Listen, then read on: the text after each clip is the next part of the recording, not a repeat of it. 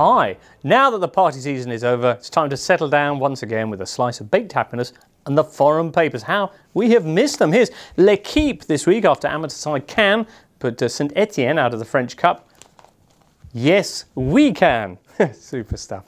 Downhill from there, though, I'm afraid, this week. As elsewhere, the papers were dominated by two stories, one of which was the Ballon d'Or. The Ballon d'Or, a bit like the bathroom door, because Cristiano's had it locked for ages. He was desperate to get back on the throne. Messi got number 2s, and Ribéry left looking flushed.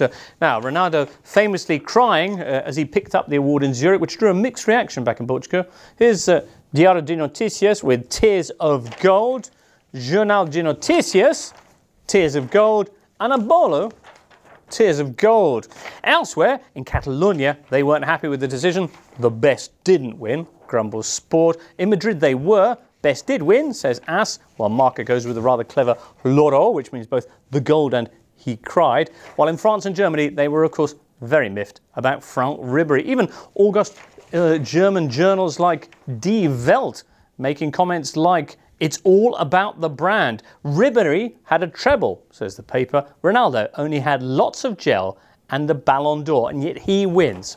L'Équipe, meanwhile, in perhaps the most surprising position taken by a French leader since that actress business, described it as cruauté, cruelty. Ribéry's only fault was his great teamwork, says L'Équipe's editorial here. He's not individualistic enough to prevail in modern football, which worships superstar players only. Oh, not the only disappointment that for the French game from FIFA, with the world body also this week calling up precisely 0 French referees for the next World Cup. First time that's happened since 1974, and since even Howard Webb got invited, it does represent an almighty snub. L'Équipe asking here, are French refs really so rubbish? And the answer inside, oui.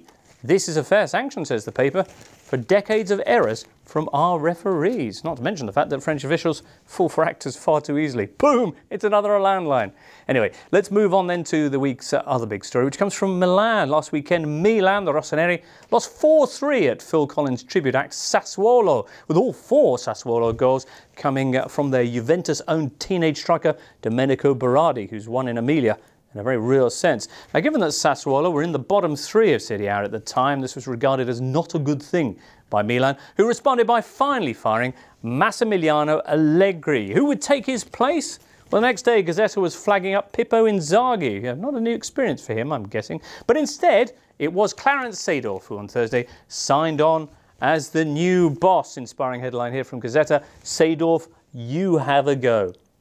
Now, Seedorf has 0 coaching experience. Indeed, until this week, he was still turning out for the Brazilian side Botafogo in Rio de Janeiro. But he immediately dropped everything and jetted back across the Atlantic to Milan because, as he explains, I couldn't say no to Berlusconi. That sort of offer, was it? From Milan's perspective too, it's a real gamble. But as the Gazzetta points out, this should be regarded as a storia d'amore, a love story, a romantic decision. The paper argues Berlusconi has often chosen people with remarkably little experience, like Arrigo Sacchi or Fabio Capello, or Ruby, the 17-year-old exotic dancer, they could have said. But since he's Silvio's choice, he will certainly be given, Clarence, all the time and the backup that he needs. Anyway, Clarence makes his debut on the bench against Verona this coming Sunday. But while we wait to see if Berlusconi's nailed it again, that's it from the papers for this week. We'll be back with another selection of continental pressery next Friday. Do join us then.